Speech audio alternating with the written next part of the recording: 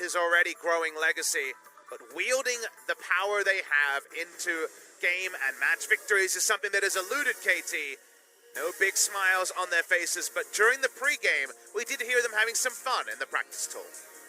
That they do.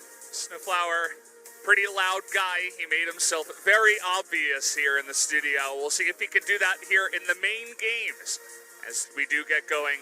You mentioned no smiles, but even some somber looks on the faces of KT Rolster. Preferred starter is, speaking of preferred starters, we jump over to Jin Air Green Wings, and they will be returning to Root and Kellen, so no sign of Stitch and Nova. They've only played a single game out of the 4. Grace retains his spot. Chungo played a single game himself.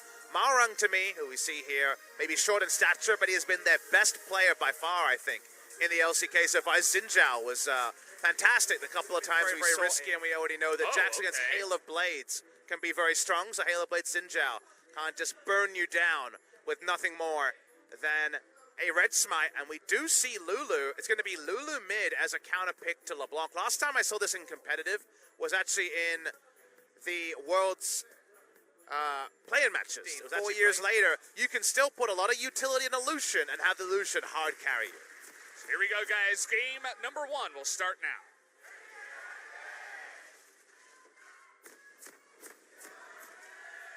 He's trying to do in this one, but this time he is going to get chained up. Not going to cleanse that one. Notice that he also has the cleanse. And that's the part that's a bit surprising to me, because it's one thing to take a champion who's polymorph and shield, negate a lot of damage, but then also to go cleanse, it's ultra defensive. This is very much a pure shield rather than something that can track Lulu, the LeBlanc in a side lane, then teleport, ult the Lucian, and the rest is history. So this is very much about that as mid lane. BDD's got one spell, maybe. Oh, there you go. Has the vision as well. Easy first blood.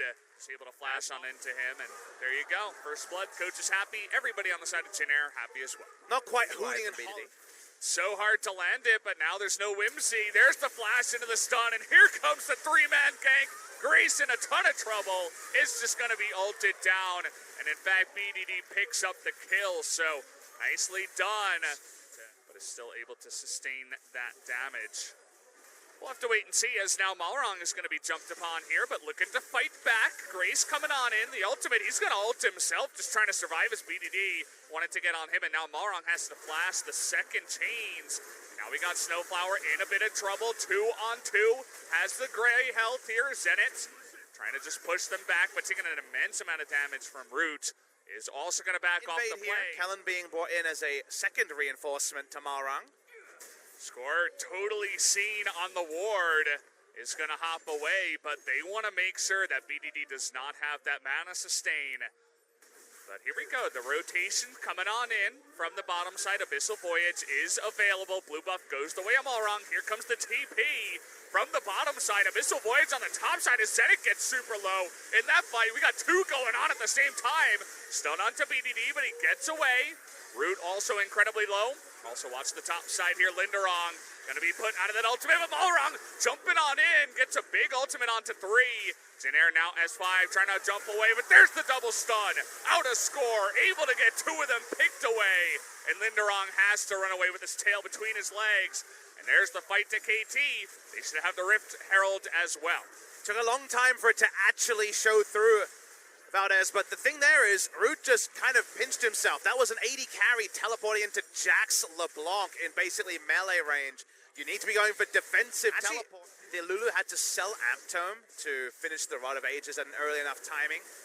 26 minutes till that's ready. That's a lot of members of KT. Nice ult by Maorang to try to save Grace. He might be able to. There's the ultimate from Urgot, but the coming in from the bottom side is Root and Kellen. Another big fight coming in here as the Urgot in a ton of trouble as Zenit goes down 2.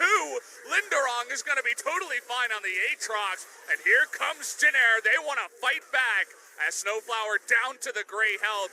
Can they finish him off under the turret? Doesn't look like it, but Jin Air able to strike back in the next 5. In the bottom side towards this Cloud Drake. Scuttle here is taken, and Zenit in a lot of trouble once again, has to flash away. There is the Devour, and now Linderong once again distracting the rest of the team as Snowflower and Zenit are going to go down towards that Cloud Drake. Just got out of position. Nice clamp down there by Jinair. BDD, he's trying desperately. He wants it so bad, but only one kill on the support will go the way of the... If you have Aatrox in the backline, he's got the revive. He's able to buy time, but he might be dead anyway. BDD has so much damage, is able to distort away from that one. There is the stun. BDD will pick up that kill on the back. And they seem to agree. They want the fight, forced wild growth onto Grace just to make sure that he does survive up on the top side. So, funny to say that about KT. They want to prove me wrong here, getting on top of Kellen. Nice amount of damage there. And he get popped, the stopwatch comes in, and here's the Root nearly actually takes out BDD on the backside. Now Balrog getting on in there, score, in a little bit of trouble, is gonna have to hop away, and there he goes, down goes the Victor on the left side. As he went a little bit too close to the sun, and Root finally doing his job. And finally, seeing the opening up here, do notice that Lulu is not grouped. She was dealing with LeBlanc. LeBlanc's going to get there first. Trying to hop on into Kellen now. Root is going to get exhausted, but still doing a lot of damage. In goes Linderong, trying to pop it, but here's BDD into the back line. Is able to get one. Chains go onto the Aatrox. He's forced to retreat as well. And this time around, the fight will go the way of KT. Oh, they're going to try. Jinair's not grouped. Oh boy, BDD does a nice chunk of damage to Root, and there's the TP into the backside by Smeb, is able to take out Balrog. And now on the re-engage, KT actually able to take away this Cloud Drake. Big mistake on the map where you need to start the Baron and actually force the enemy to come to you. Otherwise, Root might just be caught. Oh, he's going to be flashed on too. Has to flash himself to get away. Has the tankiness from his items and the help of the Lulu and the Braum, but still can't get caught out like that. It's going to give the confidence to KT to begin their push. Watching the siege here. Linderong's on the side. Balrog just going face first into the Urgot. And KT, in fact, are going to respect that. They're just going to back away for now. BDD wants a little bit more. But feels like we are not past 30 minutes, but we actually are, as the game has been dragging on. And Balrog, oh boy, he's nearly going to go down. As an Ignite ticket, he's just going to die after the stopwatch, as finally BDD can begin to one rotation some of these champions. And they will be spotted on vision. Yeah, they put the idea into the minds of KT and immediately snatched it away, saying, no, just kidding. We're not going to start it and score. Going to essentially just solo down the Elder Drake. And now KT finally looks like... And do notice that Wild Growth is available again. Here comes the flank again. This time Score going one-on-one onto Balrog. Not able to jump on in. And Root beginning to frontline there against the Jax with no counter. And there he goes in. Kellen going to be picked away by BDD on the top side. And Root is just going to be pulled into his death, as finally they're able to get the play onto the big carry of Jinair. And now KT will finally go towards the Baron. Those were the picks they were looking for, especially Root going down to the Fear Beyond Death. Try again was what KT had to do with the team comp they had. They get over their team comp hump with a couple of nice picks, and this should be a quick Baron to the side of KT. After all, no distractions here in the Baron pit. Takes a bit long, but they make it happen. Blue buff, but it's not going to matter, as KT Rolster is just going to push 3 inhibitors. Maybe rotate it into a...